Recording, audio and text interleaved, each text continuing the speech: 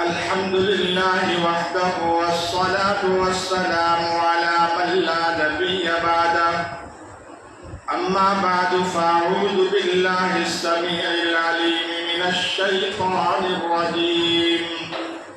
بسم الله الرحمن الرحيم.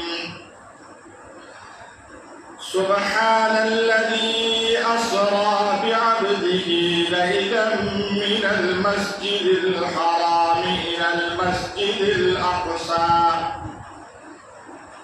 المسجد الأقصى الذي باركنا حوله لنريه من آياتنا إنه هو السميع البصير. صدق الله مولانا العظيم وصدق رسوله النبي الأمي الكريم، ونحن على ذلك لمن الشاهدين والشاكرين، والحمد لله رب العالمين.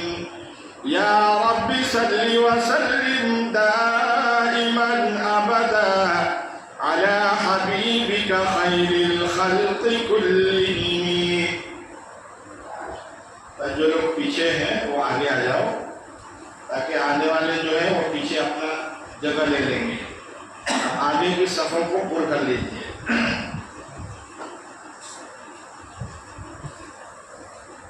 کئی جمعہ سے معراج سے متعلق باتیں چل رہی ہیں کہ حضور صلی اللہ علیہ وسلم کو اللہ تعالیٰ نے اپنے پاس بلایا تھا اور جنت اور جہنم کا سیر کرایا. جنت میں گئے تو کیا کیا چیزیں وہاں پر زیارت کی وہ گزشتہ جمعہ میں نے عرض کیا تھا.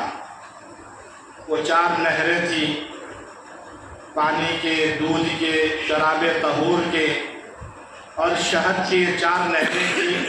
وہ بھی میں نے عرض کیا تھا. اور پھر میں نے یہ عرض کیا تھا کہ حضرت جبرائیل امین نے جہنم کا بھی سیر کرایا کہ جہنم میں بھی دیکھیں آپ کی امت جو دنیا میں جو گناہ کرتی ہے اس گناہ کی کیا سزا ہے وہاں. تو اللہ تعالیٰ نے اس کی مثال بیان کیا اور حضور صلی اللہ علیہ وسلم کو دکھایا بھی کہ اگر دنیا میں آپ کی امت یہ گناہ کرے گی تو اس کی یہ سزائیں ملیں گی. وہ پہلے سے اللہ نے اپنے محبوب کو بتا دیا. کچھ سزائیں میں نے عرض کیا تھا اس کو واپس ریپیٹ کر دیتا ہوں.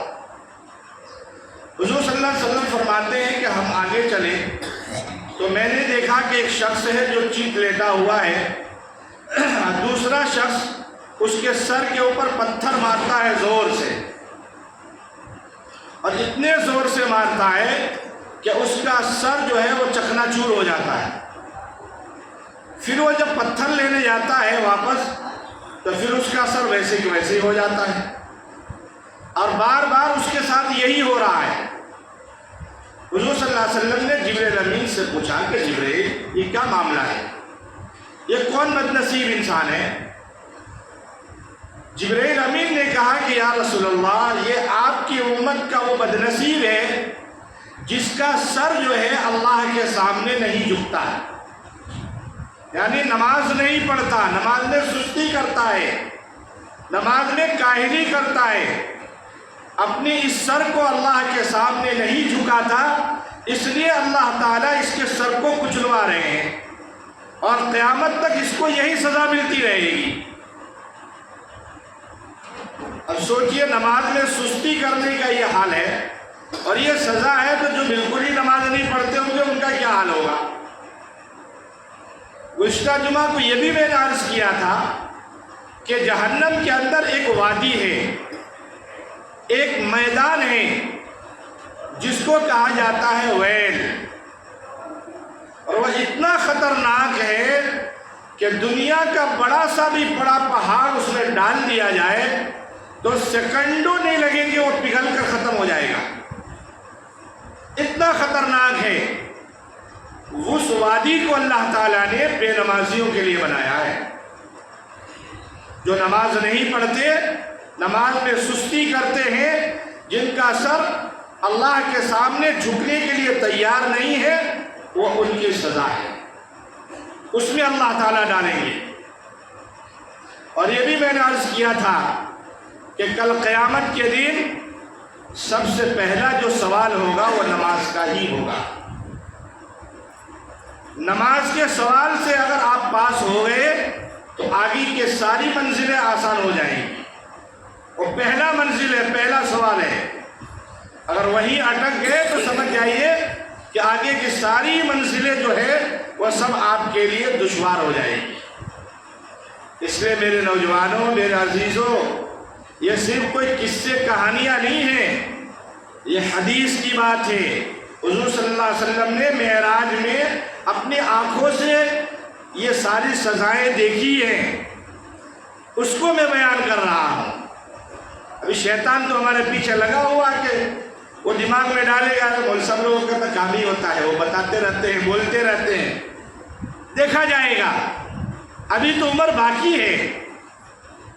یہ شیطان ہمیں ورغلاتا ہے، ہمیں بہکاتا ہے اور ہمیں غلط کاموں پہ لگا دیتا ہے اور نماز سے دور کر دیتا ہے۔ اس لیے نوجوانوں، نوجوانی کی قدر کر لو۔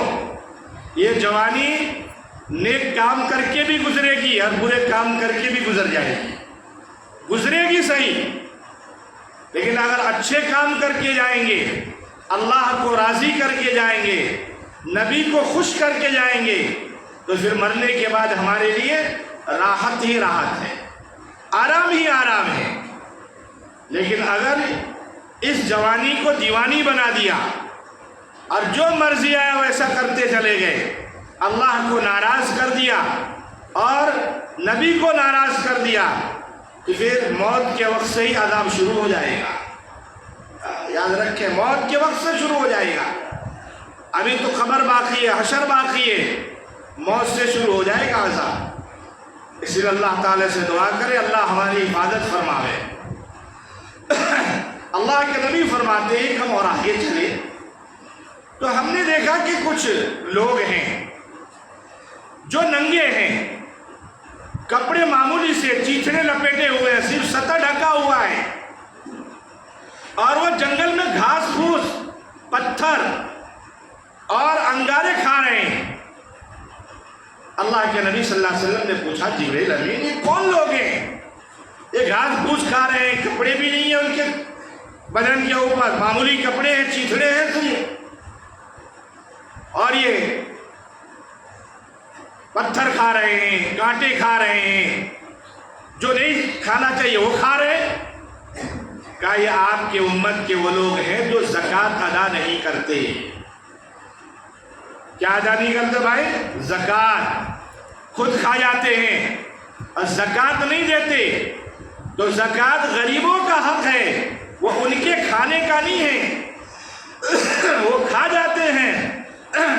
تو یہ آخرت میں اس کا مثال ہے کہ پتھر، انگارے، کانٹے یہ کھانے کی چیز نہیں ہے لیکن وہ کھا رہے ہیں۔ آج مسلمانوں کو مال سے اتنی محبت ہے، دولت سے اتنی محبت ہے کہ اللہ کا حق بھی ادا نہیں کرتے، اور جو دیتے ہیں وہ ٹیکس سمجھ کے دیتے ہیں، چلو یہ تو اسلام کی طرف سے ہے، دینا ہی پڑے گا اس لیے ہم دیتے ہیں۔ حالانکہ لکھا ہے کہ زکوٰۃ مال کے پاکی کا ذریعہ ہے، جس مال کا زکوٰۃ آپ دیں گے اللہ اس مال کی حفاظت کرتا ہے، اور جس مال کی آپ زکوٰۃ نہیں دیں گے وہ مال کب تباہ اور برباد ہو جائے گا آپ سوچ نہیں سکتے، وہ ختم ہو جائے گا، اس میں برکت بھی نہیں ہوگی۔ اس لیے جو لوگ زکوٰۃ نہیں دیتے ہیں ان کے لیے تو بہت خطرناک عذاب ہے۔ یہ تو ایک معمولی جھلک ہے، ابھی رمضان کا مہینہ آ رہا ہے اور زیادہ تر لوگ زکوٰۃ صدقہ یہ رمضان میں ہی دیتے ہیں۔ اس لیے اگر مہینہ پورا ہو جائے ہمارے اوپر اگر زکوٰۃ ہے، علماء سے پوچھ لیں کہ کتنے پیسے سے زکوٰۃ ہوتا ہے، اگر ہمارے اوپر زکوٰۃ ہے تو اس کو پہلی فرصت میں ادا کر لیں، اور اگر زکوٰۃ واجب تھا اور کئی سالوں سے ہم ادا نہیں کر رہے ہیں اور اب ہمیں معلوم ہوا تو کئی سالوں کا ادا کر لیں دھیرے دھیرے، باقی اگر رہ جائے گا تو کل قیامت کے دن اللہ تعالیٰ ان پیسوں کو، سونا چاندی کو اللہ تعالیٰ تپائے گا جہنم کی آگ میں، اور تپا کر ہمارے چہرے کو، ہمارے پیشانی کو، ہمارے بدن کو اللہ اس سے داغے گا، داغ بنائے گا کہ لو چکھو مزہ، جس سے بہت پیار کرتے تھے نا، جس سے بہت محبت کرتے تھے، آج اسی سے تمہیں داغا جائے گا۔ اس لیے میرے عزیزو، زکوٰۃ جس کے اوپر واجب ہے وہ غریبوں کا حق ہوتا ہے۔ اس لیے زکوٰۃ اور سود میں فرق ہوتا ہے۔ سود غریبوں سے لے کر مالداروں کو دیا جاتا ہے اور زکوٰۃ مالداروں سے لے کر غریبوں کو دیا جاتا ہے، یہ دونوں میں فرق ہے۔ ابھی آگے بیان ہوگا کہ سود کھانے والوں کا عذاب کیا ہے۔ یہ دو عذاب ہو گئے۔ اللہ کے نبی فرماتے ہیں ہم اور آگے چلے تو ہم نے یہ دیکھا کہ کچھ عورتیں ہیں، ان کے سامنے عورت ہے، مرد ہیں، اچھے اچھے بہترین کھانے رکھے ہوئے ہیں، لذیذ خوشبو آ رہی ہے، لیکن وہ ان کھانوں کو نہیں کھا رہے ہیں بلکہ بدبودار گندے سڑے ہوئے کھانوں کو کھا رہے ہیں۔ اللہ کے نبی نے پوچھا یہ کیسے بدترین لوگ ہیں، اچھے کھانوں کو چھوڑ کر، لذیذ اور خوشبودار کھانوں کو چھوڑ کر یہ سڑے گلے اور بدبودار کھانے کھا رہے ہیں۔ جبرائیل امین نے کہا یا رسول اللہ، یہ آپ کی امت کے وہ مرد عورتیں ہیں جن کی شادی ہو گئی اور اپنی پیاری بھولی سی عورت کو چھوڑ کر کسی غیر کے ساتھ رات بتاتے ہیں، کسی غیر کے ساتھ شباشی کرتے ہیں، اپنی بیوی کو چھوڑ کر اور دوسروں پرائے عورت کے ساتھ، مرد ہو تو عورت کے ساتھ، عورت ہو پرائے مرد کے ساتھ رات گزارتے ہیں، بلاత్کار کرتے ہیں، زنا کر رہے ہیں۔ یہ ان کی سزا ہے کہ حلال بیوی کو چھوڑ کر حرام میں گئی اور حلال شوہر کو چھوڑ کر حرام شوہر کے پاس گئی یہ عورتیں۔ تو آج وہ لوگ اچھے کھانے، لذیذ کھانے کو چھوڑ کر گندے اور بدبودار کھانے کھا رہے ہیں۔ ایک دوسرا عذاب اور دکھایا گیا۔ اللہ کے نبی فرماتے ہیں ہم نے آگے دیکھا ایک بہت بڑا کنواں ہے، اس میں آگ بھڑک رہی ہے اور اس میں بہت سے مرد عورت ہیں جو جل رہے ہیں۔ آگ جب اوپر آتی ہے تو آگ کے ساتھ اوپر آتے ہیں، اور جب وہ آگ نیچے جاتی ہے تو آگ کے ساتھ نیچے چلے جاتے ہیں۔ پوچھا جبرائیل امین یہ کون ہیں؟ کہا کہ آپ کی امت کے زناکار مرد اور عورتیں ہیں، بلاత్کاری ہیں، جو بلاత్کار کرتے ہیں، جو زنا کرتے ہیں، یہ ان کی سزا ہے۔ اس لیے قرآن نے کیا کہا؟ وَلَا تَقْرَبُوا الزِّنَا۔ قرآن نے یہ نہیں کہا کہ زنا مت کرو، کہا کہ زنا کے قریب بھی مت جاؤ۔ بات سمجھ آ رہی ہے؟ کہتے ہیں نا کہ بھائی وہ کام مت کرنا، نہیں اس کے قریب بھی مت جانا۔ اب سوچو وہ کام کتنا خطرناک ہوگا کہ بولتے قریب بھی مت جانا۔ تو پہلے سے قرآن نے کہا کہ زنا کے قریب مت جانا۔ اس کا مطلب یہ ہے کہ تنہائی میں عورت کے پاس نہ بیٹھے، تنہائی میں لڑکی کے ساتھ نہ ملیں۔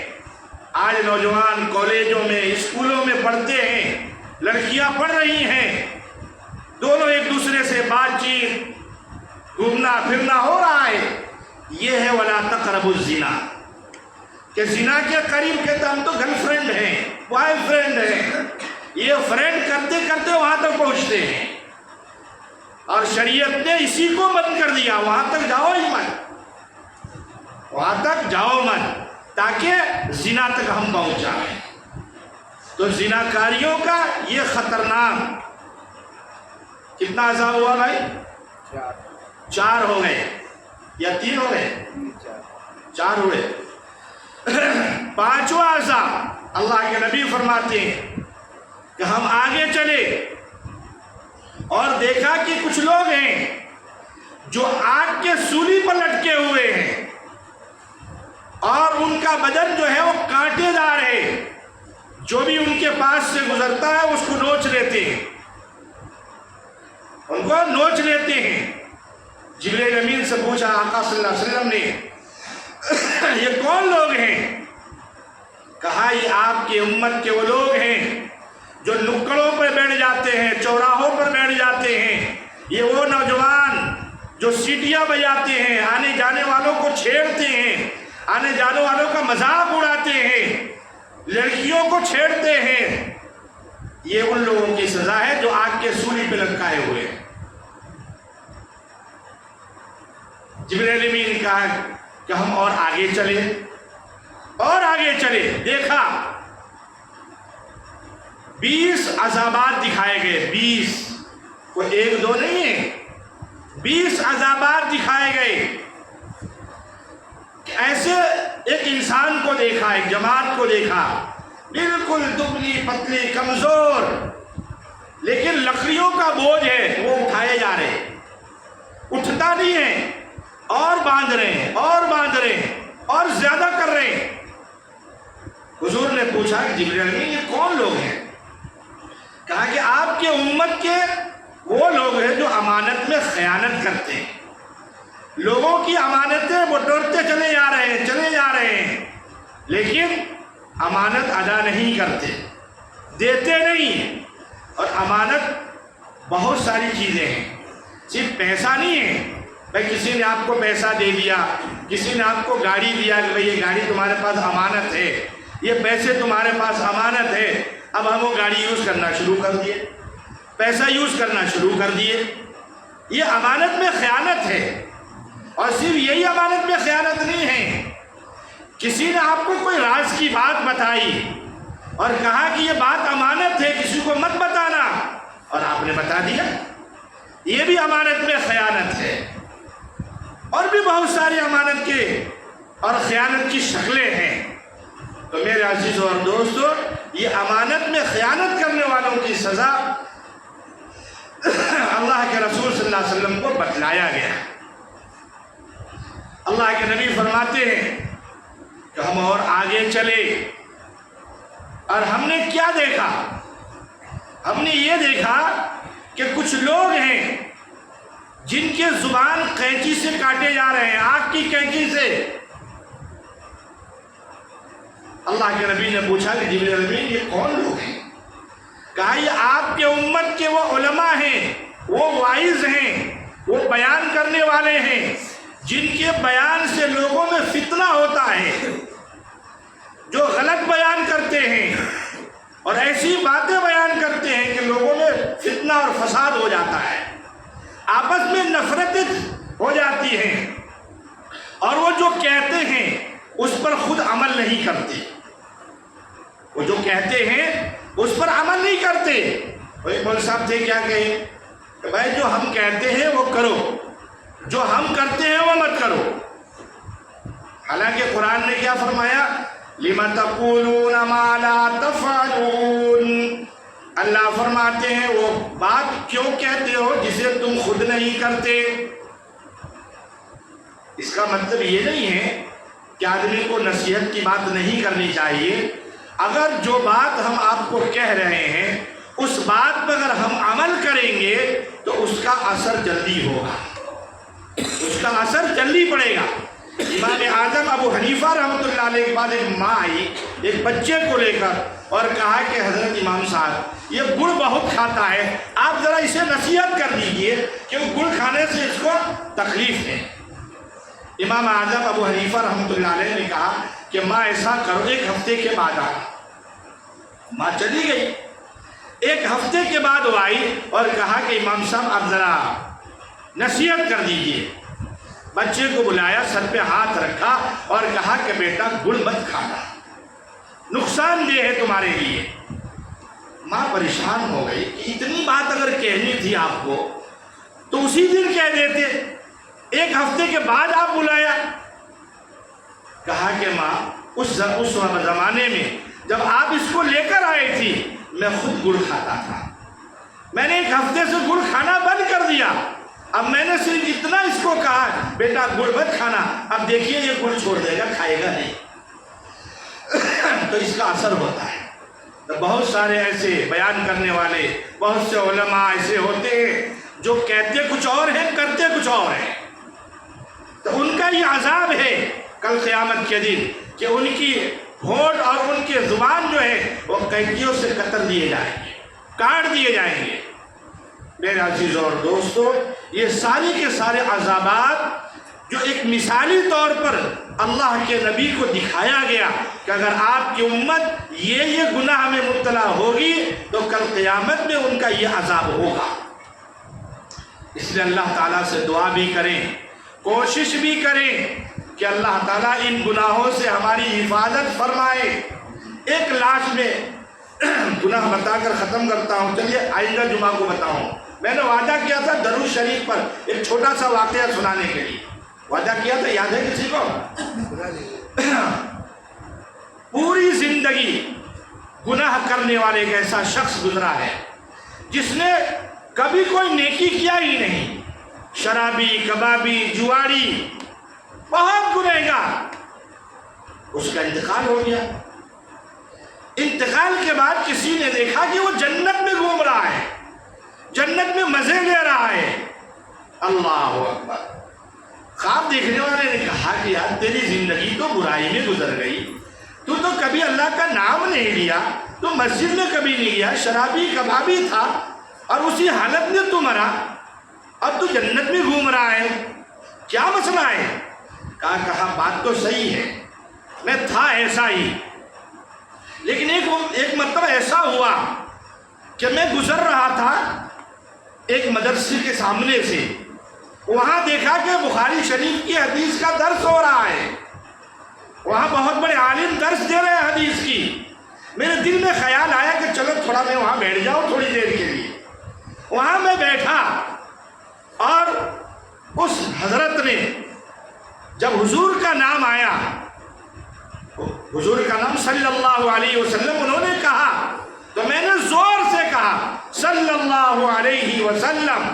میرے زور سے کہنے کی وجہ سے پورا مجمع سن کر اس پورا مجمع بھی صلی اللہ علیہ وسلم کہہ دیا۔ اللہ کو یہ میری ادا اتنی پسند آئی کہ اس زندگی میں ایک مرتبہ میں نے اللہ کے لیے دل سے اخلاص کے ساتھ اس وقت میں نے درود شریف پڑھی تھی، اور میرے درود شریف پڑھنے کی وجہ سے پورے مجمع نے درود شریف پڑھا۔ اللہ کو یہ ادا اتنی پسند آئی کہ اللہ نے میری پوری زندگی کے گناہ کو معاف کر کے جنت میں داخل کر دیا۔ کتنی بڑی بات ہے بھائی، اور ہم تو اتنے گنہگار تو نہیں ہے نا، تو اگر کچھ تھوڑا بہت گناہ ہے ہمارے پاس تو ہم روز درود شریف پڑھیں گے، تو کیا اس کی برکت سے اللہ ہمیں معاف نہیں کرے گا؟ میں ہر جمعہ کو بتاتا ہوں ایک چھوٹا سا درود شریف، صلی اللہ علی النبی الامی، صلی اللہ علی النبی الامی، یہ ہم پڑھیں۔ گزشتہ جمعہ کون پڑھے؟ 1000 جو بتایا تھا میں نے، ماشاءاللہ 1 2 3 4 5 6 7 8 9 10 آدمی پڑھے ماشاءاللہ۔ تلک عشرۃ کاملہ، 10 تو ہیں کم سے کم ایسے جو نبی صلی اللہ علیہ وسلم سے بہت زیادہ محبت رکھتے ہیں۔ نبی کو کون یاد کرتا ہے بھائی؟ اپنے عاشق کو کون یاد کرتا ہے؟ جو چاہتا زیادہ ہے۔ نبی کو وہی زیادہ یاد کرے گا جو زیادہ چاہتا ہے، اور زیادہ چاہنے کی علامت یہ ہے کہ وہ حضور کے اوپر درود پڑھے گا۔ تو کیا ہم لوگ نہیں چاہتے ہیں کیا؟ تو پڑھو بھائی درود شریف، اب پڑھو، کتنا ٹائم لگتا ہے؟ ایک بار پڑھو صلی اللہ علی النبی الامی، 1 سیکنڈ لگتا ہے، اتنا بھی آپ کو نہیں آتا ہے کیا؟ اپنے یہاں کے علماء سے پوچھ لو، یا میں بولتا ہوں تو کہ موبائل ہو تو ریکارڈ کر لیا کرو، اس میں صلی اللہ علی النبی الامی، صلی اللہ علی النبی الامی 1000 بار پڑھنا ہے۔ اور میں نے کہا تھا اس کی فضیلت کہ آپ کی موت اس وقت تک نہیں آئے گی اگر آپ نے پوری زندگی ہر جمعہ کو 1000 بار اس کو پڑھنا شروع کر دیا، تو جب تک جنت میں اپنا ٹھکانہ آپ نہیں دیکھ لو گے اس وقت تک آپ کو موت نہیں آئے گی۔ کتنی بڑی فضیلت ہے بھائی، ہم نہیں چاہتے ہیں کہ زندگی میں جنت میں اپنا ٹھکانہ دیکھیں، ہر آدمی چاہتا ہے، تو اس کے لیے محنت کرنا پڑے گا بھائی۔ بغیر محنت کو کچھ نہیں ملتا ہے دنیا میں، ایک لقمہ کھانے کا نہیں ملتا ہے بغیر محنت کا۔ جنت اللہ ایسے دے دے گا آپ کو کیا؟ اس لیے جوانوں، فضول چیزوں میں ہم اپنا ٹائم برباد بہت کرتے ہیں، موبائلوں میں، گیموں میں، ادھر ادھر کی فالتو چیزوں میں، رات کو 12 1 بج جاتے ہیں۔ ارے اللہ سے مانگو، اللہ نے ہمیں سے توفیق چھین لی ہے، اپنے نبی کے نام یاد نہیں کرنے دیتا ہے، اپنا نام پڑھنے نہیں دے رہا ہے۔ اللہ سے دعا کریں تو بھائی کوشش تو کریں گے انشاءاللہ۔ آئندہ جمعہ کو یہ کم سے کم 20-30 آدمی کا ہاتھ اٹھنا چاہیے، اٹھے گا نا انشاءاللہ۔ اللہ تعالی ہم سب کو قبول فرمائے، ہم سب کو توفیق عطا فرمائے۔ بقیہ جو واقعات باقی ہیں انشاءاللہ آئندہ جمعہ کو بیان کیا جائے گا۔ اللہ ہم سب کو عمل کی توفیق عطا فرمائے۔ وآخر دعوانا الحمدللہ رب العالمین۔